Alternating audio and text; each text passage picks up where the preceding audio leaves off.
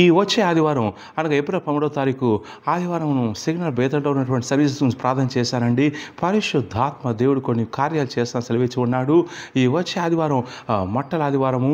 So ఆ రోజు ప్రభు స్వయంగా యెరూషలేములోకి గాడిద మీద ప్రవేశం చేసినటువంటి మట్టల ఆదివారంగా సామ్ సండేగా మనం భావిస్తున్నాము. అయితే ప్రార్థన చేసిన పరిశుధాత్మ తెలియజే విషయం ఏంటంటే, ఈ యొక్క ఆదివారం సిగ్నల్ ఉదయకాలపు అభిషేక ఆరాధనలో వచ్చే ప్రతి ఒక్కరు కూడా ఈ మట్టల ఆదివారం నాడు దేవుడిచ్చేటువంటి 3 ప్రత్యేకమైన అభిషేకాలు వరాలు ఉన్నాయని పరిశుద్ధాత్మ తెలియజేస్తున్నాడు. అలాగే సాయంకాల అభిషేకం 5 గంటలకు ఉంటుందండి. ఈ అభిషేక ఆరాధనలో నీపై నువ్వు అన్ని విధాలు ఎదగకుండా చేసే కొన్ని శాపాలను విరగొట్టమని సెలవిస్తున్నాడు. సో కాబట్టి ఆదివారం నాడు కొన్ని కార్యాలు చేస్తాను సెలవిస్తున్నాడు. సో మీరు సికింద్రాబాద్, హైదరాబాదు, తెలంగాణ, ఆంధ్రప్రదేశ్ రాష్ట్రం ఉన్నా కానీ కుటుంబాలకు వచ్చి పాల్గొనండి.